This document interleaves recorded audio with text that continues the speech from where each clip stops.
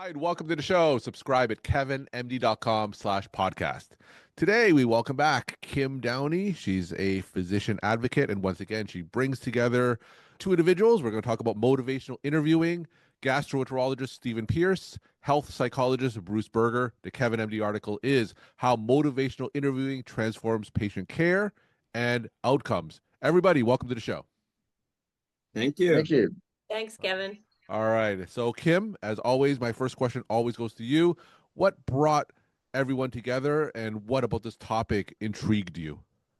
Sure. So a little over a year ago, I had my first conversation with Steven, and we had such a great talk. And he had a film, Love Evolved, that he sent me, and that was so beautiful. And part of what we talked about is he told me he was involved with transformative storytelling.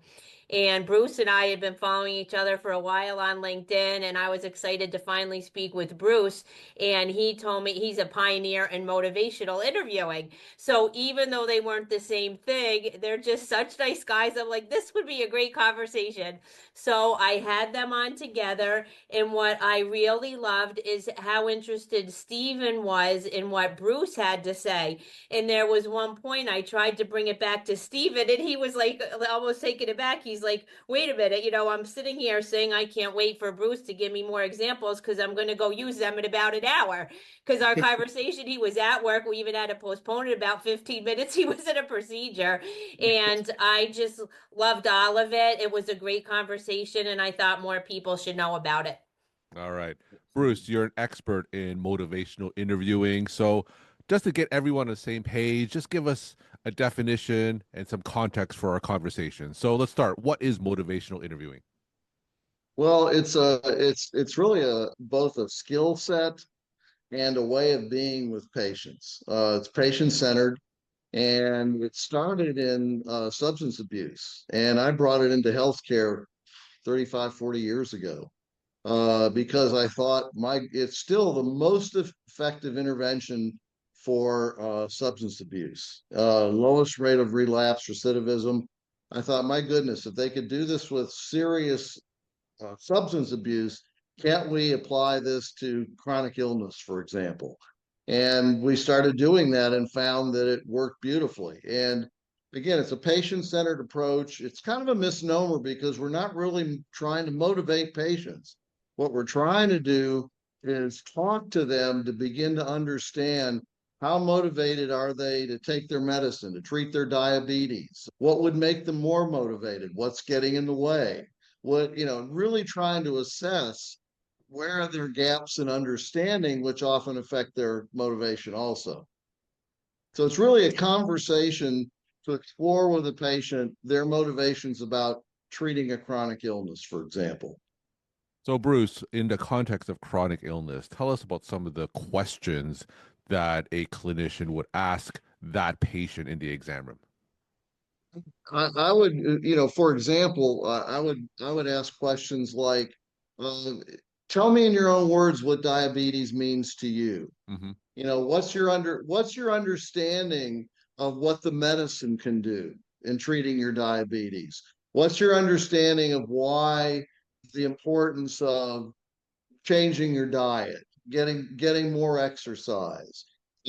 Some other questions we ask, for example, if a patient is, say, non-adherent to a health behavior, like taking their medication, what's making it difficult for you to take the medicine? Too often we're very prescriptive and often do this kind of stuff with patients.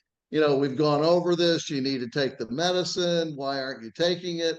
Rather than really trying to understand what's getting in the way, what would make it more important to the patient, et cetera. So it's really exploring, again, what's going on with the patient. I call it a meeting of experts. We may be experts on healthcare, but the patient's an expert on how they are making sense of what's happening to them. If I don't understand how they're making sense, I don't know how I treat them.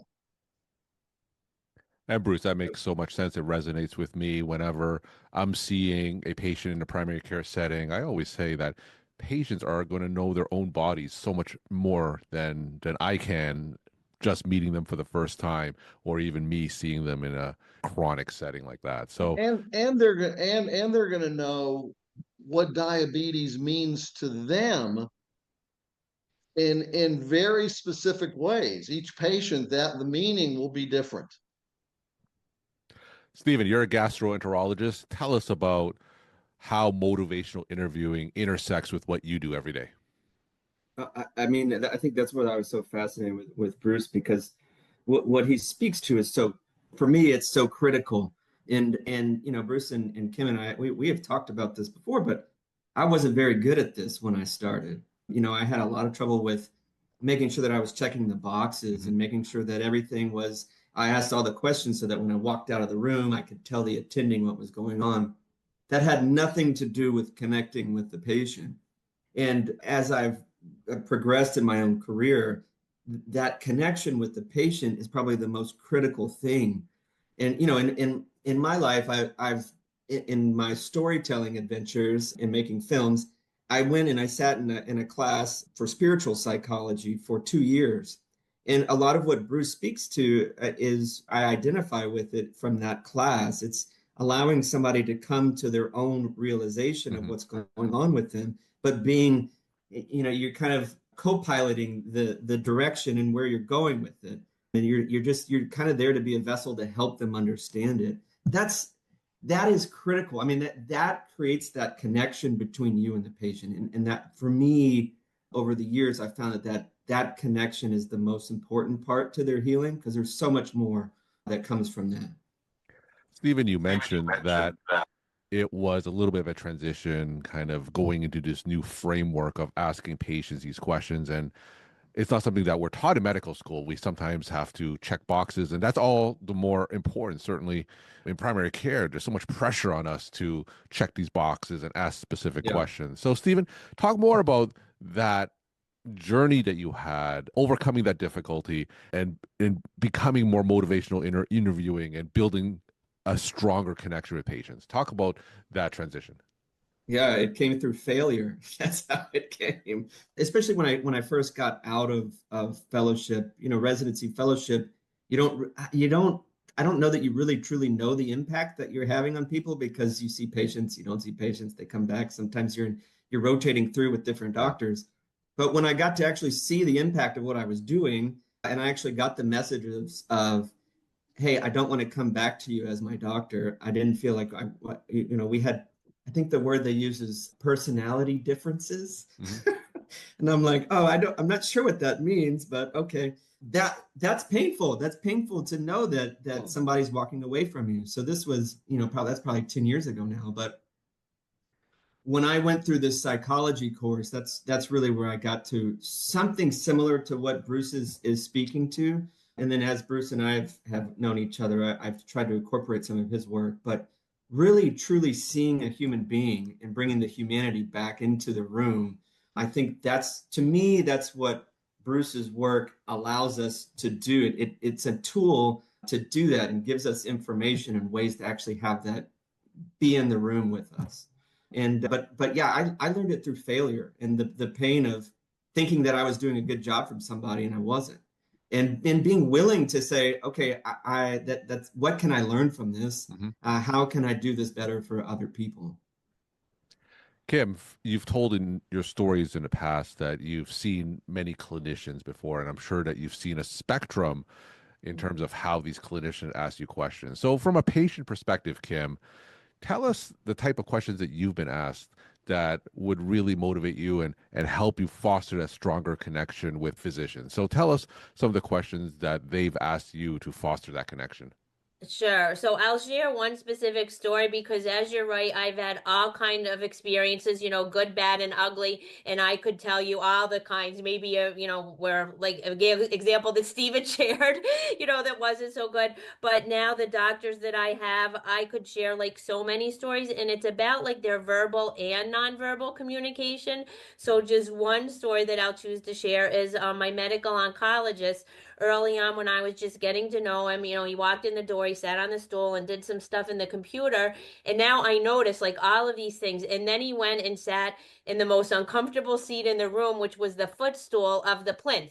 So he had me sit in a chair and there was another chair, there was a stool. And I realized that he realizes that his patients with cancer feel vulnerable, and that he put himself like in a more physically, because then he was actually lower than me. So it was kind of like, without saying it in words, we're just going to sit here and have a conversation instead of him being on his high stool or high horse, right? Or whatever you want to call it. And that really made it comfortable for us to talk about, my cancer and my cancer treatment.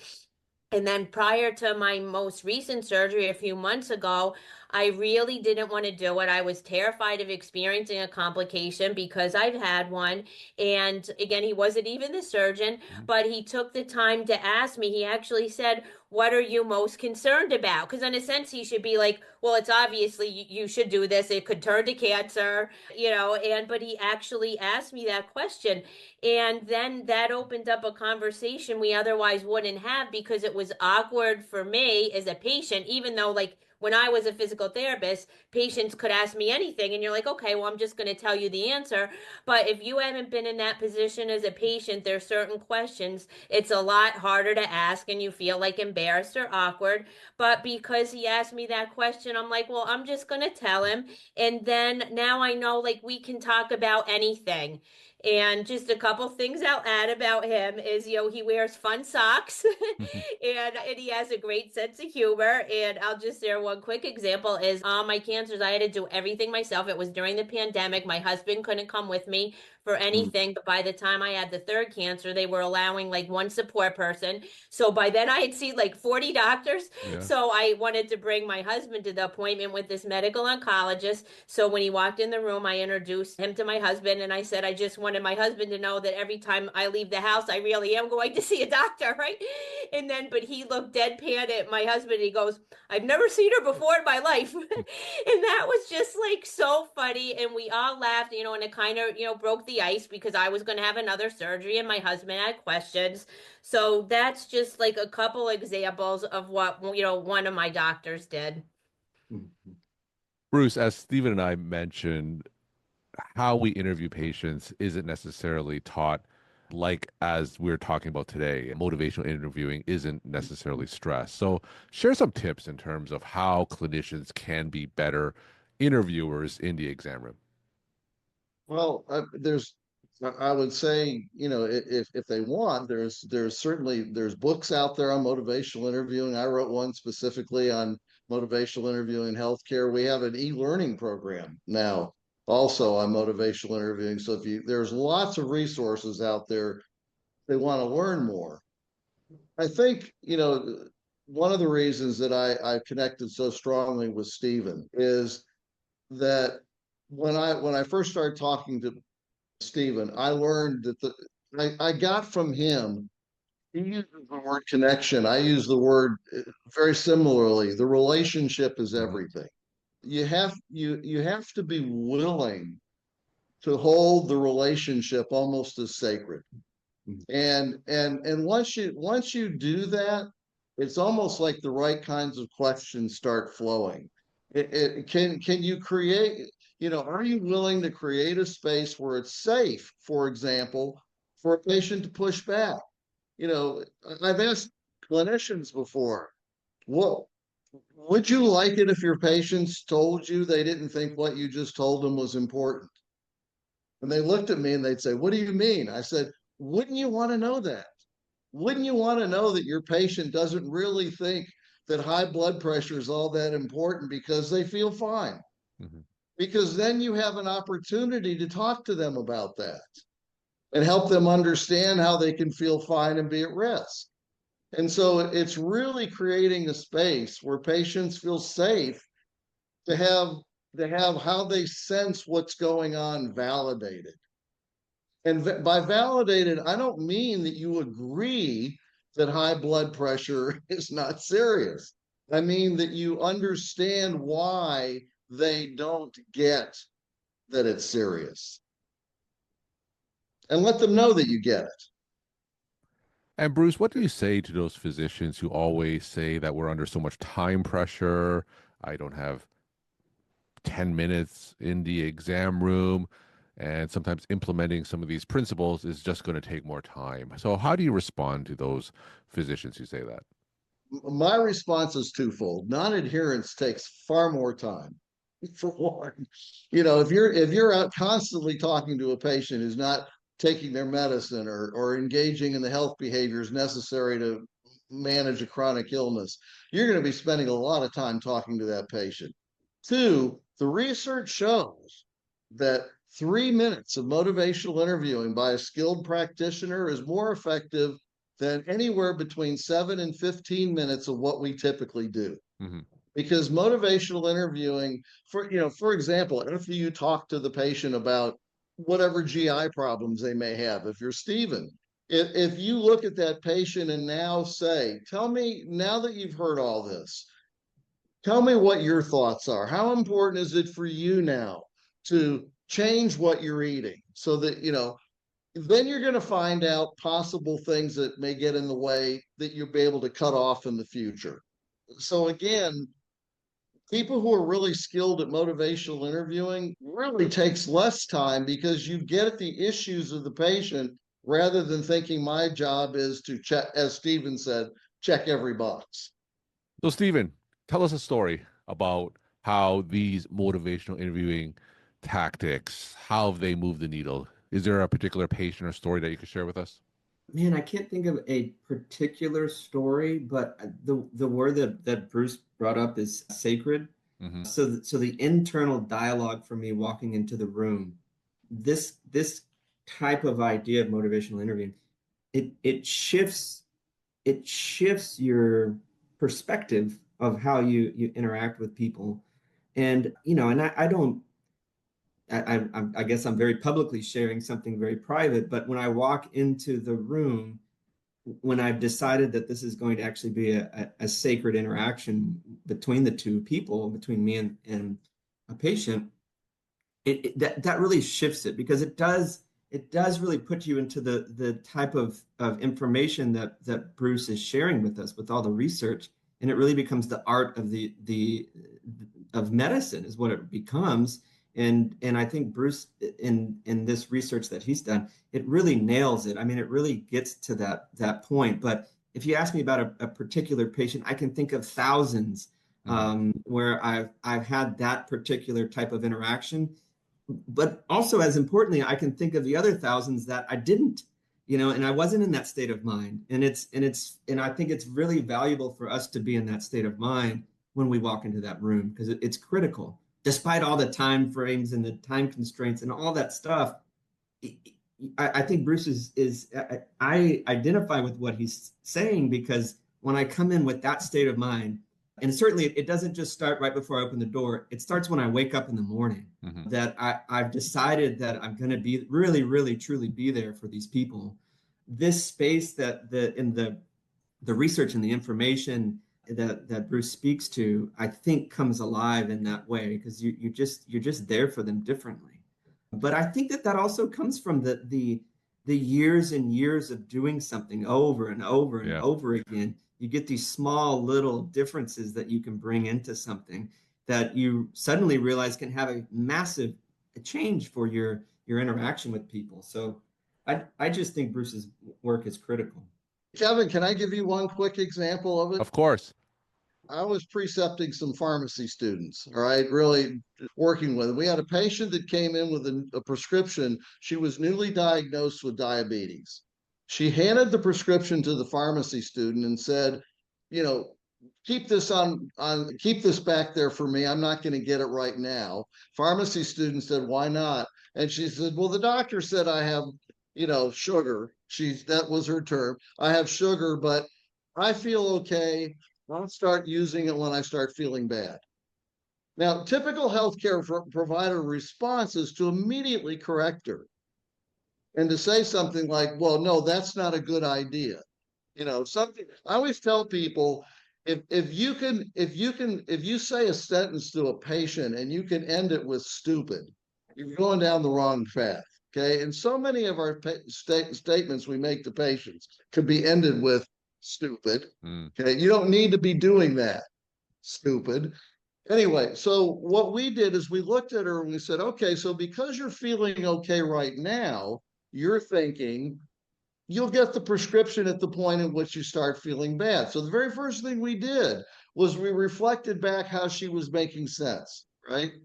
And then she said, right. And we said, would you mind if we just, shared a few thoughts with you and you tell us what you think? Notice it's conversational. We want to know what she thinks. She said, you can share some thoughts if you'd like, but I'm still probably not going to take it right away. And we said, fair enough, this really is your decision. But here's what we did. We drew an analogy for her, and I'm not going to go through the whole analogy, but we drew the analogy of a bottle of syrup continuously pouring on a stack of pancakes. And then over time, those pancakes, which look fine right now, will start to fall apart. And that if we don't control the amount of syrup, sugar in our body, our blood vessels, our eyes, our nerves, they'll start falling apart also. By the time we were done, we looked at her and said, so what are your thoughts now? And she said, wow, nobody ever explained it to me that way. I'll take the medicine. And so it was very powerful. The whole conversation took 4 minutes. We're talking to Stephen Pearce, Bruce Berger, and Kim Downey. The Kevin MD article is How Motivational Interviewing Transforms Patient Care and Outcomes. Now, I'm going to ask each of you just to share some take-home messages that you want to leave with the Kevin MD audience. Kim, why don't we start with you? Sure. So just last night, I shared a presentation for the American College of Physicians Virtual Doctors Lounge. And one of the things I spoke to was how physicians' relationships with patients can fuel them rather than drain them. So our conversation today is a perfect dovetail to that. And I recently interviewed Wayne Sotil, and he said, never lose sight of the meaning of what you're doing. Even on your worst days, you're miracle makers. And I want to add that you matter and that my doctors are in my heart, all the time. I love them and I appreciate them so much. And find ways to be you. Take an active role in your patient seeing you as human, share little pieces of yourself, and don't keep that armor on too tightly that you're taught to wear as physicians. And forging a relationship with your patients helps establish mutual trust and respect, and you and the patient are less likely to feel like cogs in a machine when you build that personal connection. It all gets back to that, and they're more likely to trust you and follow your recommendations. It's a win-win. Stephen, your take-home messages. I don't know that I have any take-home messages other than the fact that I deeply respect the work that Kim Downey and Bruce Berger are doing. I hope that we can continue to learn from both of them. This is critical. What both of them are doing is critical for a guy like me that's in it every single day. So I just really want to honor their work is really what I want to do. And Bruce, we'll end with you. Your take-home messages to the Kevin MD audience. One is to, as a healthcare practitioner, constantly be asking yourself the question, what in me gets in the way of seeing my patient as a human being as opposed to an object? Kim just said, I want my doctors to see me as a human being, because you cannot do motivational interviewing if you see patients as objects. Okay. Second message is, will you allow yourself to see your relationships with patients as a meeting of experts? And their expertise is every bit as important as yours. Meaning, I've got to understand how they're making sense of their world, in terms of their illness, in order for me to be more effective as a practitioner. Everybody, thank you so much for sharing your perspectives and insights. And thanks again for coming on the show.